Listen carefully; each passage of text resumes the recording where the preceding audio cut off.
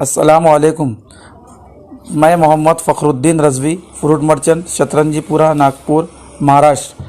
حضور قائد اہل سنت محافظ مسلک اعلیٰ حضرت سید محمد حسینی میاں اشرفی مصباحی، سجادہ نشین قطب رائچور و چیف ایڈیٹر ماہنامہ سنی آواز، ناگپور، مہاراشٹر. حضرت والا کی بارگاہ میں ایک سوال عرض ہے کہ حضرت آپ نے پچھلے ماہنامہ سنی آواز کے کئی شماروں میں دعوت اسلامی کا رد فرمایا، اور اب مولوی الیاس عطار صاحب کے بارے میں یہ سنا گیا ہے کہ ان سے کسی نے پوچھا کہ قائد اہل سنت محافظ مسلک اعلیٰ حضرت سید محمد حسینی میاں اشرفی مصباحی ناگپور آپ کا ذکر کیا تھا، تو اب آپ کا ان کے بارے میں کیا کہنا ہے؟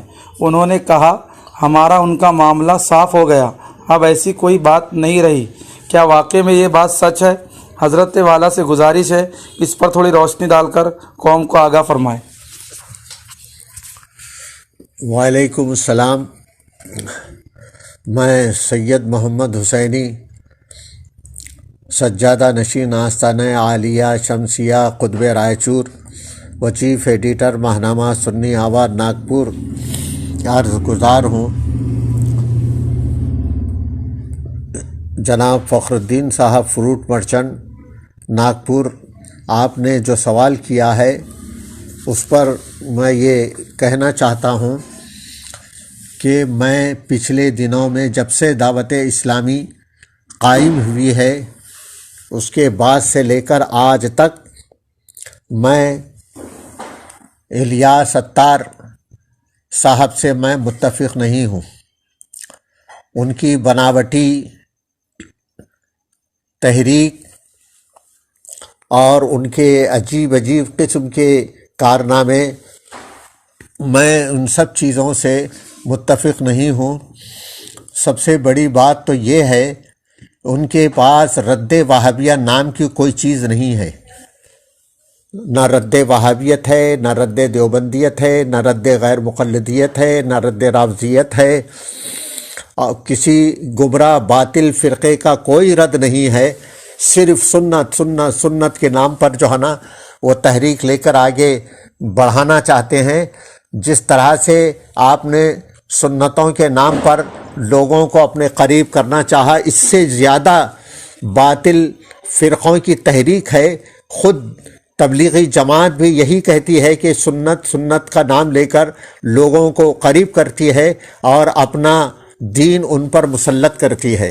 اور یہی بات الیاس صاحب عطار کی ہے کہ پہلے انہوں نے خوابوں کی بنیاد پر جماعت کو اپنے قریب کرنا چاہا، اور خواب بھی ایسے خطرناک خواب جو حد کفر تک پہنچے ہوئے ہیں. اب میں بہت دب کر کہہ رہا ہوں کہ حد کفر تک پہنچے ہوئے ہیں، اور بلکہ یوں کہا جائے دوسرے معنوں میں کفر تک پہنچے ہوئے ہیں تو بیجا نہیں ہوگا. اور ایک خواب ہے کہ بیان کیا گیا ہے کہ ایک بندہ ان کا دعوت اسلامی کا ماننے والا، ان کا غلام، الیاس صاحب عطار کا غلام نے خواب دیکھا، اور وہ حضور پاک صلی اللہ تعالیٰ علیہ وسلم کو خواب میں دیکھا. وہ بولتا ہے کہ سرکار نے میرا ہاتھ پکڑ کر خانہ کعبہ کے اندر لے گئے، اور وہاں ایک صاحب بیٹھے ہوئے تھے ہری پگڑی باندھ کر، اور اس کی طرف اشارہ کر کے فرمایا یہ ہے الیاس قادری، یہ ہے الیاس قادری. میں ان سے تمام دنیا میں جتنے اولیاء کرام ہیں، تمام اولیاء کرام میں سب سے زیادہ محبت میں ان سے کرتا ہوں. حالت تو یہ ہے وہ جیسا بیان کیا گیا ہے کہ وہ بیٹھے ہوئے الیاس عطار صاحب، اور سرکار پاک صلی اللہ تعالی علیہ وسلم کو قیام کی حالت میں بتایا، ظالموں سن لو، کہاں تم نے یہ بیان کیا؟ اللہ اکبر. بیان یہ مسئلہ ہے، یہ خوب اچھی طرح سے ذہن میں رکھ لے لوگ کہ امت میں چند لوگ بیٹھے ہوئے ہوں، نبی کریم صلی اللہ علیہ وسلم تشریف لائیں، نہ صرف نبی کریم صلی اللہ علیہ وسلم، جتنے انبیاء علیہ السلام ہیں ان میں سے کوئی ایک نبی بھی امت میں تشریف لایا اور لوگ بیٹھے رہیں، انتہائی قسم کی بے ادبی ہے، کھڑا ہونا فرض ہے۔ اور یہاں مولوی عطار کو بیٹھا ہوا بتایا اور سرکار پاک خاتم النبیین صلی اللہ تعالی علیہ وسلم کو قیام کی حالت میں بتایا، ظالم بتا یہ کفر ہے کیا نہیں ہے؟ کھڑا کیوں نہیں ہوا؟ کیا گھٹنے میں درد، گھٹنے پکڑ لیے تھے؟ اگر خواب گڑنا ہی تھا تو کم سے کم الیاس عطار کو کھڑا ہوتا ہوا بتانا تھا۔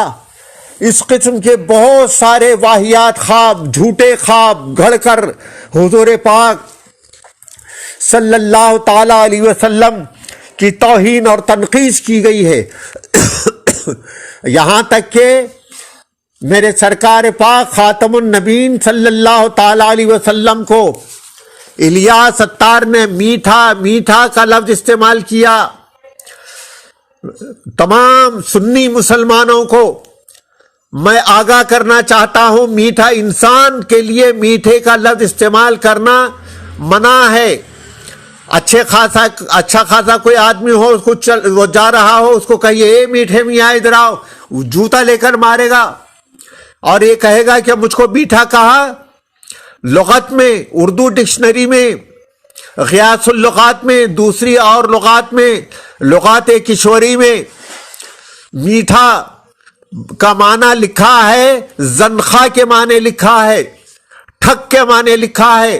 میرے سرکار پاک صلی اللہ علیہ وسلم کو میٹھا کہہ کر تم نے در پردہ میرے سرکار صلی اللہ علیہ وسلم کو زنخا بتانے کی کوشش کی، جو کفر ہے، تم پر کفر واجب ہو گیا۔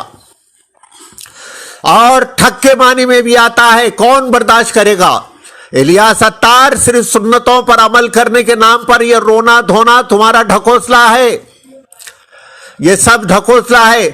میں الیاس عطار کے جتنے بھی چاہنے والے ہیں، جتنے بھی ماننے والے ہیں، بالخصوص یو پی میں ایک مشہور دارالعلوم جس کے بعض علماء الیاس عطار کی زر خریدی میں ملوث ہیں، زر خرید غلام بنے ہوئے ہیں، میں ان میٹھے علماء سے کہتا ہوں، وہ آئے علماء کرام جو الیاس عطار کے زر خرید ہیں، ذرا تم حکم شرع بیان کرو۔